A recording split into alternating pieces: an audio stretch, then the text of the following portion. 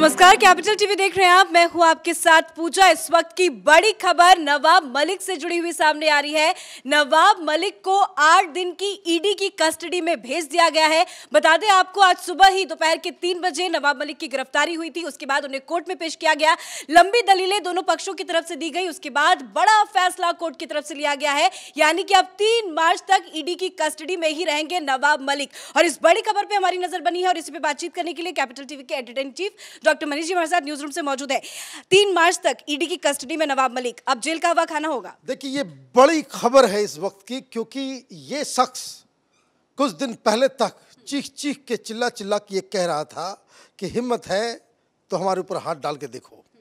ये बात जब देवेंद्र फडणवीस ने सबसे पहले ये आरोप लगाया था कि इनकी जो डीलिंग है, इनका जो बिजनेस है, वो दाऊद इब्राहिम और उसके गुर्गों के साथ है, तो फौरन उस आरोप को दरकिनार करते हुए नवाब मलिक ने कहा था कि आपको अगर हिम्मत है तो मुझे घसीट के जेल के अंदर बंद करो। और ये तस्वीर जो आ रही है, ये गाड़ी देखिए, अभी इन्हें 8 दिनों के लिए बाकायदा जेल के अंदर ईडी कस्टडी में भेजा जा रहा है। मतलब ये कि इनकी जो मनोकामना थी वो पूरी हो गई है। लेकिन सवाल ये है कि अगर कोर्ट की तरफ से ये सज़ा दी जा रही है तो 2-3 बातें बिल्कुल इसकी पुष्टि हो रही है। पहली बात ये कि जो आरोप लगाए गए थे वो हवाई नहीं। नंबर 2, आरोप इतने संगीन हैं कि आपको कस्टडी देना पड़ रहा है। नंबर 3, कि ये जो दाऊद के साथ कनेक्शन मिल रहा है, इसकी भी पुष्टि हो गई है। तो ये जो एनसीपी की तरफ से या शिवसेना की तरफ से ये दिन में अचानक से एक थ्योरी दे दी गई कि चूंकि ये मुसलमान हैं इसलिए इनको तंग किया जा रहा है, ये अब इसमें दम नहीं है। आरोप क्या क्या है? आरोप, सबसे बड़ी बात जो बड़ा खुलासा इस पीएमएल कोर्ट के अंदर में ईडी ने की है, वो ये किया कि सिर्फ ज़मीन ही नहीं, दाऊद इब्राहिम के भारत जाने के बाद दाऊद इब्राहिम के नेटवर्क को ये फंड किया कर रहे थे। He was funding the whole racket. मतलब ये कि डी कंपनी का मतलब आप ये समझ लीजिए कि टेरर आउटफिट है ये, कि चूंकि डी कंपनी ऑलरेडी। देखिए, इसी बीच नवाब मलिक का ट्वीट भी एक सामने आया है। कुछ ही देर की खामोशी है, फिर शोर आएगा, तुम्हारा तो सिर्फ वक्त है, हमारा दौर आएगा। और जब आज ईडी दफ्तर में नवाब मलिक को ले जाया गया, जब पूछताछ हुई तो नवाब मलिक ने हाथ हिलाते हुए कहा कि हम लड़ेंगे। और जब आज कोर्ट से नवाब मलिक को, देखिए तस्वीरें आप देख सकते हैं, नवाब मलिक बैठे हैं, ना कोई चेहरे में हिचक, और फटाफट ट्विटर पे ट्वीट भी आ जाता है। यानी कि वो बार बार कह रहे हैं कि हमें फंसाया जा रहा है, क्योंकि उन्होंने आज सुबह ये भी बयान दिया कि हमें कोई ईडी की तरफ से समन नहीं जारी किया। तो वहीं देवेंद्र फडणवीस की बात करें तो पिछले कई महीनों पहले ही उन्होंने नवाब मलिक को लेकर आरोप लगाए थे। और बड़ी अपडेट ये भी आ रही है कि देवेंद्र फडणवीस अब प्रेस कॉन्फ्रेंस करने वाले हैं नागपुर में। देखिए, ये जो लगातार जो दिन भर लोगों को भ्रमित करने का जो माया जाल क्रिएट किया गया कि हमें समन नहीं दिया गया, हमें मौका नहीं दिया गया, हमारी बात नहीं सुनी गई, ये अब तो जो कस्टडी दी गई है ये तो कोर्ट के द्वारा दी गई है। इसका मतलब ये है कि जज साहब इन लोगों के तमाम जो दलीलें थी उससे वो एग्री नहीं किए। पहला आरोप कि आपने जो टाटा के आरोपी और कन्विक्टेड क्रिमिनल थे, जो दाऊद इब्राहिम का गुर्गा था नोन, उससे आपने ज़मीन की खरीदारी की और इसीलिए आपको कस्टडी दिया गया। नंबर 2, जो हवाला रैकेट, ये जो मनी लॉन्ड्रिंग का जो एंगल आया है, जो इकबाल कास्कर ने अपने पूछताछ के दौरान ईडी को जो बात उसने बताई है, वो इतना ज़्यादा पुख्ता है कि जिस पे जज साहब को यकीन हुआ और फर्दर इन्वेस्टिगेशन, पूछताछ के लिए आपने उसे 8 दिनों की कस्टडी दे दी। तो ये सारी चीज़ें अपने आप में बता रहा है कि महाराष्ट्र की जो अघाड़ी सरकार है, इसके 2 अनमोल रतन, एक अनिल देशमुख, वो ऑलरेडी अर्थर जेल के अंदर है, वो गृह मंत्री था और शरद पवार के सबसे चहेते भी थे। और नंबर 2, जो चहेते माने जाते हैं और मुसलमानों के फेस माने जाते हैं इस सेकुलर गठबंधन का, वो आज बाकायदा ईडी के शिकंजे में फंस चुका है और इसके ऊपर जो कार्रवाई होगी, अब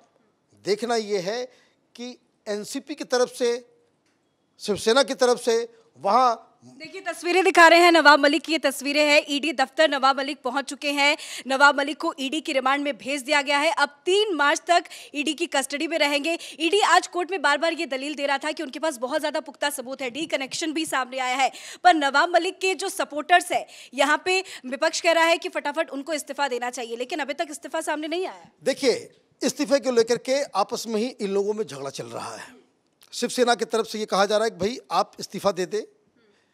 एनसीपी इस बात पे बिल्कुल ही एडमंड है कि हम इस्तीफा नहीं देंगे। इस्तीफा देने का मतलब है कि आपने जुर्म को कबूल कर लिया, और इससे क्या होगा कि जो मुस्लिम वोटर्स है वो एनसीपी से नाराज हो जाएगा। एक बात जो समझने और सारे दर्शकों को जानने की ज़रूरत है कि जहाँ कहीं भी ऑर्गेनाइज्ड क्राइम है, जहाँ कहीं भी हवाला का रैकेट चल रहा हो, ड्रग माफिया, प्रॉपर्टी का माफिया चल रहा हो, जहां प्रोस्टिट्यूशन का रैकेट चल रहा हो, जहां अंडरवर्ल्ड फंक्शन करता हो, ये सब ऑर्गेनाइज्ड क्राइम है। इसमें पुलिस अधिकारी और नेता के संरक्षण के बिना दिल्ली ही नहीं, मुंबई ही नहीं, हिंदुस्तान ही नहीं, दुनिया के किसी भी कोने में अनटिल अनलेस पुलिस प्रोटेक्शन और पॉलिटिशियंस का अगर प्रोटेक्शन नहीं होगा, इस तरह के ऑर्गेनाइज्ड क्राइम, इस तरह के दाऊद इब्राहिम पैदा नहीं हो सकते। सवाल ये है कि मुंबई में अगर इस तरह का नेटवर्क दाऊद के जाने के बावजूद मौजूद था, तो ये कौन लोग हैं जो उसको प्रोटेक्शन दे रहे थे? वो कौन लोग थे जो इस बात को इंश्योर कर रहे थे कि वो जो दाऊद इब्राहिम का जो पूरा का पूरा नेटवर्क है वो बदस्तूर जारी रहे, वही उगाही का धंधा वो जारी रहे, वो तमाम चीज़ें उसी तरीके से चल रही थी। और ये जो प्रधानमंत्री मोदी के शासनकाल में मुंबई में ऑपरेशन क्लीन चल रहा है, ये जो स्वच्छ भारत अभियान चल रहा है, कभी ड्रग माफिया के ऊपर, और ये बार बार आप देखिए, कभी ड्रग का मसला आ जाए या किसी का कुछ कोई भी मसला आता है, ये सरकार हमेशा उन ताकतों के साथ खड़ी नजर आती है जो ऑर्गेनाइज क्राइम में लिप्त रहते हैं। जी बिल्कुल, तो 3 मार्च तक कस्टडी में रहेंगे, लंबी पूछताछ होगी। कहा जा रहा है कि करोड़ों एकड़ की जमीन को उन्होंने बस 20 लाख 50 लाख में खरीदा। तो क्या अब 8 दिन का जो वक्त है, लंबी पूछताछ चलेगी, ईडी अपने अपने एंगल से जांच करेगी, और भी कई नाम, कई खुलासे हो सकते हैं? देखिए, ये जो जमीन का आपने जो जिक्र किया, उस जमीन का सीधा सीधा फंडा ये है कि आप टाटा के कन्विक्टेड क्रिमिनल हैं, आप आरोपी हैं, आप अंडरवर्ल्ड के साथ, कानून के मुताबिक सरकार फैसले के बाद उस जमीन को जब्त कर लेती है। अब आप उस जमीन को खरीद लेते हैं, इसका मतलब ये हुआ कि आप उसको एक प्रोटेक्शन दे रहे हैं।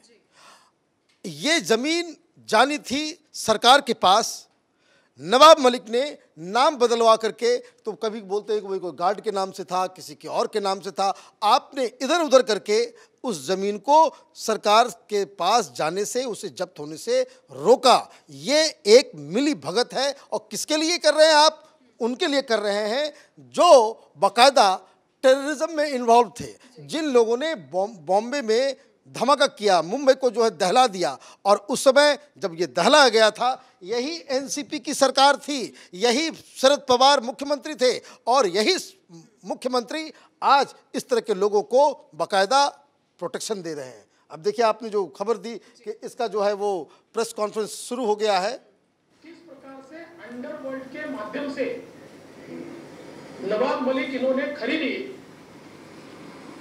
इसका सारा कच्चा चिट्ठा सामने आया है। विशेष रूप से जिनकी जमीन थी, उस महिला ने बयान देकर ईडी को यह बताया कि उनको इसमें एक भी पैसा नहीं दिया गया, उल्टा उनको यह कहा गया था कि अतिक्रमण निकालने के लिए पावर ऑफ अटर्नी दीजिए, और उसके बाद उनको डराया धमकाया गया और एक अलग पावर ऑफ अटर्नी तैयार करके उनसे जमीन हथियाई गई। इसमें महत्व का मुद्दा यह है कि यह जमीन जो ली गई है, जिन्होंने इस जमीन को हथियाया और वो पावर ऑफ अटर्नी के माध्यम से अपना नाम उस पर क्रिएट किया, वो एक शाह वली खान है, जो मुंबई बम विस्फोट के आरोप में जेल में है और उनको उम्र कैद की सजा हुई है।